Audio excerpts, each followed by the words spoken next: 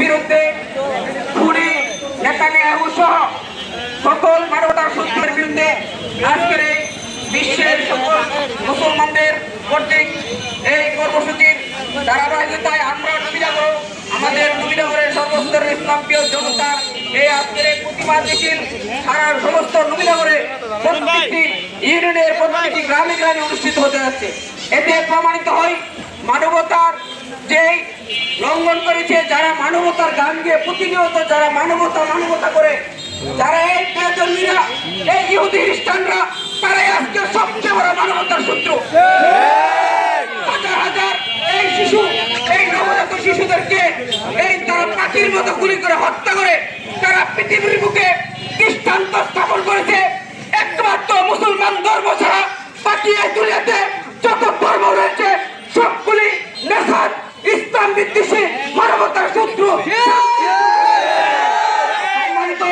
ইসলামীয় জনতা আজকের এই অনুষ্ঠানের এই প্রতিবাদ এই বিক্ষোভ মিছিল শেষে আমাদের মুফতি বেলায়েতুল্লাহ কাসিমির সভাপতিত্বে আমাদের এই বিশাল প্রতিবাদ মিছিলে উপস্থিত হয়েছে আমাদের নবীনগর নারায়ণপুর কামিল মাদ্রাসার সম্মানিত অধ্যক্ষ মাওলানা রফিকুল ইসলাম সাহেব, ইব্রাহিমপুরের সম্মানিত প্রিন্সিপাল মাওলানা এনামুল হক কুতুবী সাহেব, আমাদের নবীনগরের এসআর মসজিদের খতিব ইমাম সাহেব মুফতি মাওলানা মকবুল হুসাইন, হেফাজতের সভাপতি মাওলানা আমিরুল ইসলাম সহ আমাদের নবীনগর পৌর হেফাজতের সভাপতি মাওলানা সারুল্লাহ সাহেব সহ আমাদের অনেক ওলামা কেরাম মাওলানা আলামিন ভাই, আব্দুর রূপ, মাওলানা সাদেক সহ নবীনগরের অনেক ওলামা কেরাম উপস্থিত হয়েছেন।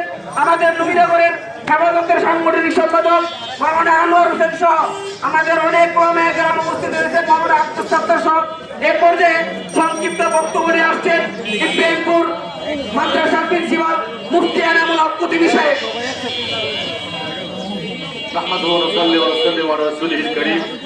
উপস্থিত আজকের এই প্রতিবাদ মিছিলের পর এই প্রতিবাদ সভার সম্মানিত সভাপতি প্রখ্যাত আলিম মাওলানা আলহাজ বেলায়েতুল্লাহ সাহেব উপস্থিত আছেন, আমাদের মুরব্বী হযরত মাওলানা রফিকুল ইসলাম সাহেব, হযরত মাওলানা আবুল ইসলাম সাহেব, বিশেষ করে আমাদের এই নবীনগরের ইসলামী আন্দোলনের ইসলামী ভাবধারার সর্বোপরি নেতৃত্বে যিনি আছেন হযরত মাওলানা মেহেদী হাসান সাহেব সহ সম্মানিত ওলামায়ে কেরাম, সম্মানিত প্রতিবাদী মুসলিম জনতা, আসসালামু আলাইকুম ওয়া রাহমাতুল্লাহি ওয়া বারাকাতুহু। আসলে প্রতিবাদ জানানোর কোনো ভাষা আমাদের জানা নেই, হৃদয়ে রক্তক্ষরণ হচ্ছে। আমি জানি এই মুহূর্তে যদি সুযোগ থাকতো যে বাংলাদেশের আবাল বৃদ্ধ বনিতা সকলে বুকের তাজা রক্ত দিয়ে ইসরায়েলের বিরুদ্ধে লড়ে যেত, আমরা এত দূর অবস্থান করছি আমাদের সাধ্যের বাইরে।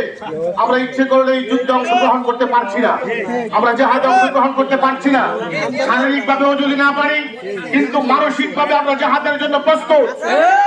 আমরা আল্লাহর কাছে দোয়া করি আল্লাহ আমাদের এই মুসলিম ভাইদের হেফাজত করুন, পাশাপাশি আগ্রাসন গাড়ি এই ইসরায়েলি বর্বর হানাদার বাহিনীকে আল্লাহ রাব্বুল আলামিন ধ্বংস করুন।